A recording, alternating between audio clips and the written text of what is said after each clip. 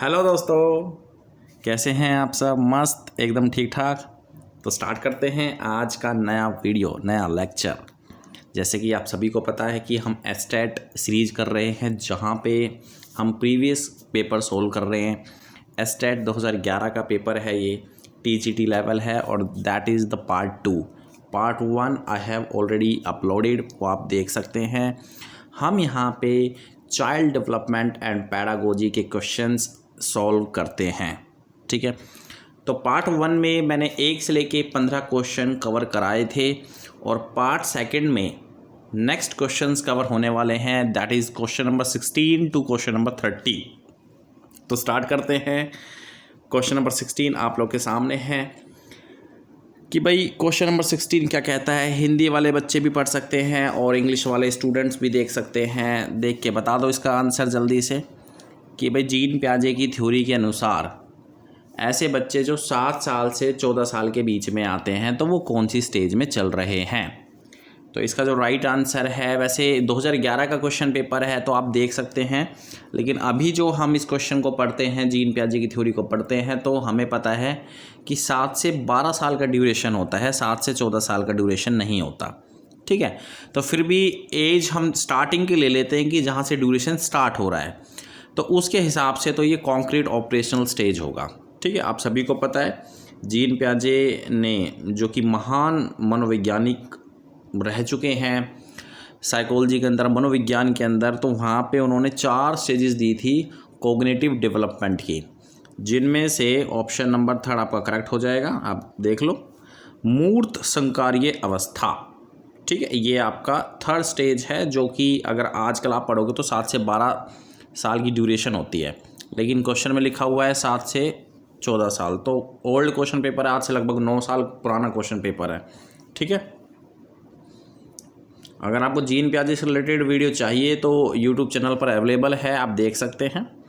Playlist है, सारा child development pedagogy आपको मिल जाएगा। Question number 17, as a teacher how would you deal with two students sitting in the back benchers back seats and talking to each other. मतलब as a teacher आप पढ़ा रहे हैं और कुछ बच्चे पीछे बैठे, जो बैक बेंचर होते हैं ना, हम भी कभी बैक बेंचर थे, आप भी कभी रहे होंगे, जो पीछे बैठते हैं, तो वो बच्चे बोल रहे हैं, एक दूसरे से बात कर रहे हैं, बट वो समझ नहीं रहे हैं कि टीचर क्या पढ़ा रहा है। तो as a teacher what would you make of it, आप क्या उनसे डील करोगे, कैसे उनको बताओगे। तो बेसिकली आप जाके उनसे पूछोगे कि बेटा प्रॉब्लम क्या है तुम्हारी, ज़रा हमें बता दो, तो हम थोड़ा सोल्व कर दें, ठीक है, अच्छे से सोल्व कर दें। अच्छा मीनिंग क्या होता है, ask them why they are not paying attention. मतलब सिंपल सा आप उनसे पूछोगे कि भाई आप जो है ध्यान क्यों नहीं दे रहे हो, ठीक है। तो बी अटेंटिव, तो ऐसे करके आपको पूछना है। तो सिंपल सा option 4 is the right answer. चलते हैं आगे।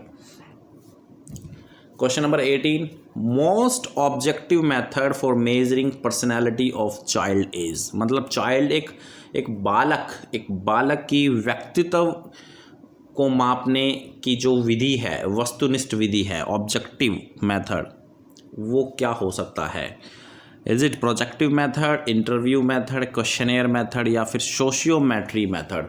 तो इसका जो राइट आंसर है वो है sociometry method is the right answer. मतलब समाजिमिति विधि। अब आप कहेंगे प्रोजेक्टिव, इंटरव्यू, क्वेश्चनेयर क्यों नहीं है, तो मैं आपको बता देता हूं कि सोशियोमेट्री मेथड अपने आप में एक ऐसा मेथड है जिसमें प्रोजेक्टिव, इंटरव्यू, क्वेश्चनेयर तीनों ही आ जाते हैं, ठीक है। आप गूगल पे सर्च करके देखोगे ना, what is sociometry method. Sociometry method एक ऐसी विधि है, इट इज़ अ ऑब्जेक्टिव विधि। और ऑब्जेक्टिव विधि आपको पता है ना, ऑब्जेक्टिव विधि मैंने आपको पहले भी बताई थी, जहाँ पे हम एक्चुअली में ट्रू फॉल्स के रूप में क्वेश्चंस बता सकें, आंसर्स बता सकें क्वेश्चंस के, या फिर हमें ऑप्शन दिए जाए कि भाई ये ठीक है, ये ठीक नहीं है। ऐसे क्वेश्चंस को, ऐसे मेथड को ऑब्जेक्टिव मेथड कहा जाता है। और sociometry is one of them. Sociometry method में क्या होता है कि एक्चुअली में सामने वाले व्यक्ति से जिसकी पर्सनैलिटी को मेजर करना है, उस व्यक्ति को एक टास्क दी जाती है, जहाँ पे उसको एक अपॉर्चुनिटी दी जाती है कि आप जो है आप सामने वाले व्यक्ति में से किसी एक को चूज़ कर लो, या कोई एक अपनी मनपसंद चीज़ उठा लो। तो इस तरीके की वगैरह वगैरह टास्क उस बच्चे को दी जाती है। तो फिर वो व्यक्ति जो है अपनी मनपसंद चीज़ों को चूज़ करता है। व्यक्ति भी हो सकता है, कुछ भी हो सकता है, तो फिर उसके चूज़ से, यानी कि जो उसने चुना, उससे हम ये पता लगाते हैं कि इसकी पर्सनैलिटी कैसी है।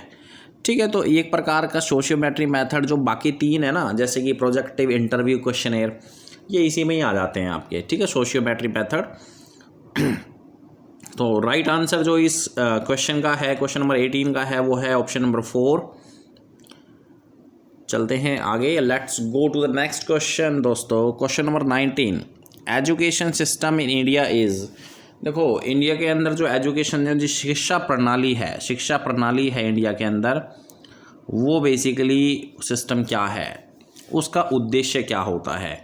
छात्रों को जीवन के लिए तैयार करती है, रोजगार के लिए तैयार करती है, या फिर व्यावसायिक विषयों के लिए तैयार करती है, परीक्षा के लिए तैयार करती है। देखो, मैं आपको एक बात बता रहा हूँ, जहाँ पे भी वोकेशनल वर्ड आ जाता है, वोकेशनल वर्ड, तो वोकेशनल के लिए आप जो है सोचना आपको नहीं है, आप सोचा ही मत करो, क्योंकि स्टूडेंट पढ़ रहे हैं, तो स्टूडेंट बेसिकली उनको हमें अच्छा बनाना है, प्रैक्टिकल लाइफ के लिए अच्छा बनाना है हम उन्हें। ठीक है, तो बेसिकली वोकेशनल वो चीज़ होती है कि भाई बड़े होके किस प्रोफेशन के अंदर जाना पसंद करेंगे। तो अभी तो फ़िलहाल वो पढ़ ही रहे हैं। ठीक है, अभी तो just 11th 12th 9th 10th में है, तो वोकेशनल वर्ड तो यहाँ पे आना ही नहीं चाहिए। प्रिपेयरिंग फॉर एम्प्लॉयमेंट, वाह भाई वाह, प्रिपेयरिंग फॉर एम्प्लॉयमेंट, रोज़गार के लिए तैयार करना, मतलब ठीक है, जो बच्चे नहीं पढ़ेंगे तो रोज़गार वो कमा ही नहीं सकते। ऐसे बड़े बड़े एग्जाम्पल हमारे पास है जो पढ़े नहीं हैं, फिर भी वो जो है वर्ल्ड फेमस पर्सनैलिटी बन चुके हैं। इसका जो राइट आंसर की बात करते हैं, वो है प्रिपेयरिंग फॉर एग्जामिनेशन। देखो भाई, इंडिया के अंदर तो यही होता है कि हम बच्चों को पढ़ाते हैं जस्ट एग्जामिनेशन प्रिपेयर करने के लिए। ठीक है, कि भाई एक्चुअली में बच्चा जो है एग्जामिनेशन के लिए अपीयर हो, और जो उसने पढ़ा लिखा है पूरे साल पूरे सेशन के अंदर, वो वहाँ जाके परफॉर्म कर दे, लिख दे अच्छे से। तो जस्ट हमारा मेन, अब आप कह सकते हैं कि आप देखो, बहुत सारे स्टूडेंट जा सकते हैं प्रिपेयरिंग स्टूडेंट फॉर लाइफ, मतलब स्टूडेंट को, छात्रों को जीवन के लिए तैयार करती है, तो ऐसे के लिए जा सकते हैं। लेकिन आप खुद ही बताएं कि इंडिया के अंदर ये चीज़ें इतनी फॉलो नहीं होती हैं। तो हमारा बेसिकली 4th ऑप्शन जो है राइट आंसर है, और ऑफिशियल की में भी 4th ऑप्शन ही दिया हुआ है, preparing for examination in India. ठीक है, मतलब शिक्षा प्रणाली भारत के अंदर बेसिकली यही इसी पर जोर देती है कि परीक्षार्थियों को प्रिपेयर किया जाए परीक्षा के लिए।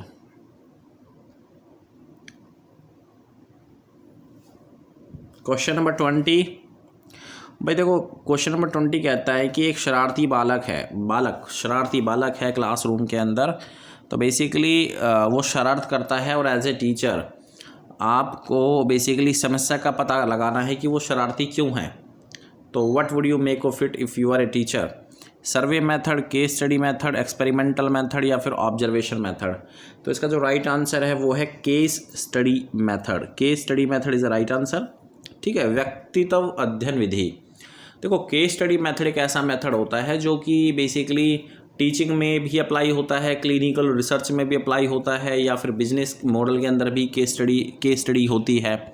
केस स्टडी मेथड एक ऐसा मेथड है जहाँ पे हम किसी इंडिविजुअल पर्सन की या इंडिविजुअल ग्रुप की हम केस स्टडी करते हैं कि एक्चुअली में वो चीज़ ऐसे क्यों हुई, और उसके अंदर ही आपका ऑब्जर्वेशन, एक्सपेरिमेंटेशन, आपका सर्वे वगैरह सारा इसी के अंदर ही आ जाता है केस स्टडी के अंदर। ये एक इसमें हमें रिकॉर्ड रखना पड़ता है ओवर द टाइम, जो हमने स्पेंड किया है उस पर्टिकुलर पर्सन की पर्सनैलिटी को जज करने के लिए, वो सारी चीज़ें इसके अंदर आ जाती हैं। तो ये अपने आप में ही एक जो है सर्वे भी हो जाता है, अपने आप में एक्सपेरिमेंट भी हो जाता है, ऑब्जर्वेशन भी हो जाता है। तो case study is the right answer. ठीक है, बीएड भी अगर आपने की है तो वहाँ पे भी आपने केस स्टडी किया होगा। बच्चों का केस स्टडी होता है, ऐसे बच्चे जो इतने अच्छे नहीं हैं पढ़ाई लिखाई में, उनका भी केस स्टडी होता है। तो case study is the right answer, क्योंकि अपने आप में ये एक कंप्लीट स्टडी मानी जाती है। उसके बाद question number 21, oral guidance is less effective in. मौखिक मार्गदर्शन कम प्रभावी है। तो बेसिकली मौखिक मार्गदर्शन मतलब बोल के कुछ बता देना, टीचिंग कॉन्सेप्ट। देखो, मौखिक मार्गदर्शन कम प्रभावी है किसके अंदर? Teaching concept, teaching skills, teaching facts, या नन ऑफ द अबव। तो इसका जो राइट आंसर है वो है teaching skills. Teaching skills is the right answer. Option number 2 is the right answer. मैं आपको बता देता हूँ क्यों है ये। देखो, टीचिंग स्किल्स होती क्या है, पहले तो आपको ये देखना पड़ेगा, क्योंकि यहाँ पे स्किल बोला जा रहा है। देखो आप एक इंग्लिश टीचर हैं और +2 के बच्चों को गाइड कर रहे हैं, पढ़ा रहे हैं, ठीक है। अब +2 में जो इंग्लिश होती है, 11th 12th में जो हायर क्लासेस होती हैं, इनकी जो इंग्लिश होती है बेसिकली उस क्लासेस में बच्चों को अज्यूम किया जाता है कि वो इंग्लिश बोलें। तो ये उनकी एक स्किल हो गई, जहाँ पे वो इंग्लिश सब्जेक्ट क्यों है उनके पास, ताकि वो इंग्लिश बोले, इंग्लिश को स्पीक कर सकें, अच्छे से इंग्लिश बोल सकें।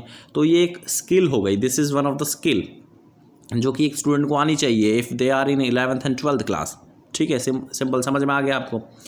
अब आप ये स्किल जो है, सपोज़ करो बच्चों को पढ़ा रहे हो, या if you are English teacher, अगर आपको खुद ही इंग्लिश बोलनी नहीं आती और आप इंग्लिश का लेक्चर बच्चों को दे रहे हो कि भाई हाँ इंग्लिश बोलना चाहिए आपको, ठीक है, इंग्लिश में आप बातें करें एक दूसरे से, ऐसे इंग्लिश टीचर अगर आप मोटिवेट कर रहे हो बच्चों को और आप खुद ही उसको हिंदी में बता रहे हो, तो फिर एग्जाम्पल सेट नहीं हो रहा है। मौखिक मार्गदर्शन से कुछ नहीं होगा कि आप जस्ट ओरल गाइडेंस दे रहे हो, ओरल इंस्ट्रक्शंस दे रहे हो।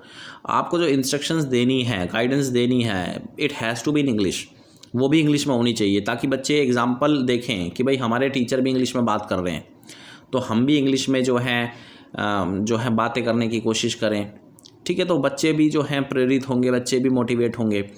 तो ये एक स्किल है, और स्किल जहाँ तक बात होती है, स्किल को डेवलप कराने के लिए आपको एग्जाम्पल सेट करना पड़ता है। तो बेसिकली मौखिक मार्गदर्शन से कुछ नहीं होगा। तो टीचिंग स्किल्स में ओरल गाइडेंस का बहुत ही कम रोल होता है, ठीक है, या यूँ कह लो ना के बराबर होता है। बाकी टीचिंग कॉन्सेप्ट, टीचिंग फैक्ट्स की अगर बात करें तो वहाँ पे आप जो है जस्ट चलते चलते उन्हें बता दो, तो वो एक ओरल गाइडेंस ही हो गई। तो वहाँ पे तो हम जस्ट नॉर्मली गाइडेंस कर देते हैं बच्चों को, लेकिन जहाँ तक बात आती है स्किल की, तो वहाँ पे हमें करके दिखाना होता है। Teaching skill is the right answer. Question number 22, an emotionally stable student maintains a cordially interrelationship with classmates, या फिर हिंदी में कहें कक्ष में अपने सहपाठियों से मैत्रीपूर्ण संबंध रखते हैं। बिल्कुल सही बात है। एक जो इमोशनली स्टेबल स्टूडेंट होगा, मतलब इमोशनली जिसने अपने संवेग को, अपनी भावना को कंट्रोल कर रखा होगा, तो उसका बेस्ट जो सिम्टम्स है वो इसी चीज़ में नज़र आता है कि दूसरों के साथ उसके मैत्रीपूर्ण रिलेशनशिप होती हैं, मतलब मैत्रीपूर्ण रिश्ते होते हैं, संबंध होता है, अच्छी रिलेशनशिप होती है, ठीक है। जिसका जो इमोशनल स्टेबल होगा उसकी बात कर रहा हूँ, हो रही है यहाँ पे। तो option number first is the right answer. बिल्कुल, बहुत बढ़िया। चलते हैं आगे। शिक्षक की भूमिका क्या है? The role of teacher is it transferring information, providing knowledge, giving training in skills, facilitating of knowledge construction. तो देखो सिंपल सी बात है, जो ऑप्शन आपको एप्रोप्रिएट लगेगा, जो पॉजिटिव ऑप्शन आपको दिखेगा अमंग द 4, तो वही आप उसको ही चूज़ करोगे। तो option number 4 is the right answer. ज्ञान निर्माण का सरलीकरण करना, मतलब जो नॉलेज आप कंस्ट्रक्ट करने की कोशिश कर रहे हो बच्चों के अंदर, तो बेसिकली उसको अच्छे से कंस्ट्रक्ट करो, सरलीकरण करो। उसका सरलीकरण का मतलब होता है कि आप उसको ईजी बना के पेश करो। सरलीकरण का क्या मतलब होता है? उसको ईजी पीजी बना के पेश करो, उसको डिफ़िकल्ट नहीं लगना चाहिए, ठीक है। तो बहुत सारे टीचर ऐसे होते हैं जिनसे कि बच्चे पढ़ना भी चाहते हैं कि एक्चुअली में, देखो बच्चे खुद ही एक धारणा बना लेते हैं अपने माइंड में कि हमें तो इस टीचर से पढ़ना है, हमें उस टीचर से नहीं पढ़ना। हो सकता है जिस टीचर से वो पढ़ने के लिए प्रेरित हो, तो वो टीचर उनको सरल बना के चीज़ें देता है, ईजी करके चीज़ों को देता है, ठीक है। बाकी दूसरे टीचर ऐसे हैं कि जस्ट किताबी भाषा बताते हैं, जो किताबों में लिखा हुआ है जस्ट वैसे ही पढ़ लो आप। तो बच्चे को थोड़ा सा डिफ़िकल्ट होता है। अगर किताबें ही पढ़नी होती तो फिर टीचर का काम क्या होता है, ठीक है। क्वेश्चन नंबर 24 को देख लेते हैं। You can gain attention of your class through, मतलब आप कक्षा का अवधान केंद्रित कर सकते हैं, मतलब आप जो है you can gain attention of your class through, ठीक है। मतलब क्वेश्चन समझ में आ गया ना। If you are a teacher, आप एक टीचर हैं और स्टूडेंट को फोकस कराना चाहते हैं जो आप पढ़ा रहे हैं उस चीज़ के ऊपर, तो basically what would you do, आप क्या कर सकते हो? Speaking loudly, writing on black board, drawing diagrams, stimulus variation. तो आप उच्च स्वर में बात करोगे या फिर शाम पट पे कुछ लिखोगे, चित्र बना के बच्चों का ध्यान केंद्रित कराने की कोशिश करोगे, उद्दीपन परिवर्तन करोगे। तो इसका जो राइट आंसर है वो है बिल्कुल, fourth option is the right answer, stimulus variation. अब आप सोच रहे होंगे व्हाट इज़ स्टिमुलस वेरिएशन, तो मैं आपको बता देता हूँ। स्टिमुलस वेरिएशन होता है जहाँ पे बेसिकली टीचर अपने अंदर कुछ डेलिबरेटली चेंजेस लाता है। डेलिबरेटली मतलब जानबूझ के चेंजेस लाता है कि स्टूडेंट उसको देखें, फोकस करें। जैसे मान लो कोई टीचर आ गया क्लास के अंदर, अब वो जस्ट एक ही टोन से पढ़ा रहा है, तो बच्चे जो हैं एक ही पिच से पढ़ा रहा है, एक ही आवाज़ से पढ़ा रहा है, मतलब आवाज़ के अंदर कोई लाउड साउंड नहीं है, स्लो साउंड नहीं है, या फिर अपने हैंड मूवमेंट नहीं कर रहा है टीचर, ठीक है, या फिर सडनली किसी बच्चे से क्वेश्चन पुट नहीं कर रहा है, तो बच्चे जो हैं हमेशा बोर ही फील करेंगे, ठीक है। तो स्टिमुलस वेरिएशन मतलब विभिन्नताएं टीचर को लानी पड़ेंगी अपने पढ़ाने के स्टाइल में। कि मान लो जैसे एक टीचर आया क्लासरूम के अंदर और सबसे पहले तो उसने अपनी टोन चेंज करी, कभी वो लाउड कर लेता है, कभी वो स्लो कर लेता है, ठीक है, बच्चों को फोकस करने के लिए प्रेरित करता है। अचानक किसी पढ़ाते हुए किसी बच्चे को खड़ा करके पूछ लिया कि हाँ बेटा बताओ अभी जो मैंने बताया है, तो स्टूडेंट जो है फोकस करने की कोशिश करेंगे, ठीक है। That is a stimulus variation, ठीक है। बाकी तो ऑप्शन आप देख लो फर्स्ट, सेकंड, थर्ड, तो वो सारी चीज़ें उसी के अंदर आ जाती हैं स्टिमुलस वेरिएशन के अंदर। आप गूगल करके नोट्स भी बना सकते हैं स्टिमुलस वेरिएशन का, देख सकते हैं अच्छे से, ठीक है। 25 question for adaptive and positive behaviour of student needs following life skills. तो अनुकूलीय एवं सकारात्मक व्यवहार के लिए छात्र में निम्न जीवन कौशल आवश्यक है। तो effective interpersonal communication, decision making ability, coping with emotions and stress, and या फिर ऑल ऑफ द अबोव। तो इसका जो राइट आंसर है वो है ऑल ऑफ द अबोव। सारी चीज़ें चाहिए होती हैं स्टूडेंट को। बेसिकली क्वेश्चन को ध्यान से समझो पहले। For adaptive and positive behaviour of a student needs following skill, मतलब स्टूडेंट को एक तो अपने अंदर पॉजिटिव बिहेवियर लेके आना है और अडेप्टिव होना चाहिए स्टूडेंट। इन दो चीज़ों के लिए स्टूडेंट को किस चीज़ की ज़रूरत है? तो सारी चीज़ों की ज़रूरत है इफेक्टिव इंटरपर्सनल कम्युनिकेशन की, कि बच्चे का कम्युनिकेशन अच्छा हो, आदान प्रदान जो दूसरों से बातें करता है वो चीज़ अच्छी हो। डिसीजन मेकिंग एबिलिटी, बच्चे के अंदर डिसीजन मेकिंग की क्षमता हो, एबिलिटी हो। Coping with emotion and stress, कि बच्चा जो है अपने संवेग और अपने तनाव के बीच में जो है कोप कर पाए, मतलब बैलेंस कर पाए चीज़ों को। तो ऑल ऑफ दी अबोव, चौथा answer is the right answer.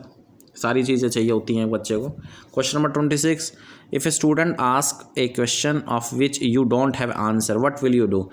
अगर एक स्टूडेंट आपसे कोई क्वेश्चन पूछता है, मान लो आउट ऑफ द बॉक्स उसने एक क्वेश्चन पूछ लिया और आप जो है स्पीचलेस हो गए, आपको आंसर नहीं पता, you don't know the answer, तो basically what would you make of it, आप क्या करोगे उस सिचुएशन में?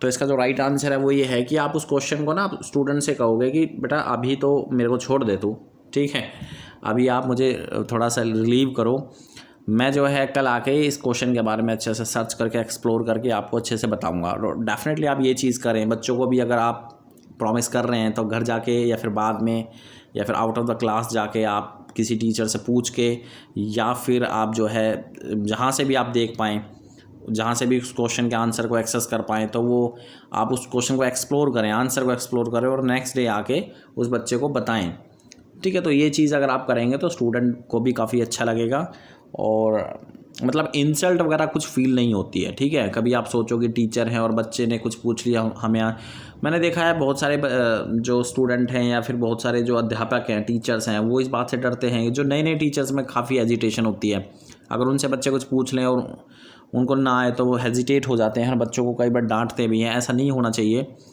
बट अगर बच्चे ने कुछ पूछा है तो डेफिनेटली आप उसके आंसर को बाद में भी एक्सप्लोर करके उसको आंसर बता सकते हैं, कोई प्रॉब्लम नहीं है। Option number 3 is the right answer. बात करते हैं क्वेश्चन नंबर 27 की। A reflective teacher creates classroom situation for, मतलब एक चिंतनशील शिक्षक कक्ष में ऐसी परिस्थिति उत्पन्न करता है कि छात्र listening the lecture, taking notes from the lecture of the teacher, maintaining classroom discipline, promoting interaction between student and the teacher. तो option 4 is the right answer, ठीक है। मतलब एक रिफ्लेक्टिव टीचर, एक टीचर है, वो क्लासरूम के अंदर एक ऐसी सिचुएशन क्रिएट करता है। तो वो सिचुएशन कौन सी है? छात्रों और शिक्षक में जो आपस में जो इनका इंटरेक्शन है उसको प्रोत्साहन मिले, टीचर भी कुछ बोले, स्टूडेंट भी कुछ क्वेश्चंस पुट करे। जब ये चीज़ें होती है, इंटरेक्शन होता है, तो दोनों तरफ से रेसिप्रोकल लर्निंग होती है और टीचर को भी कुछ से समझने को सीखने को मिलता है और बच्चों को तो बहुत कुछ सीखने को मिलता है। Question number 28, the aim of education should B.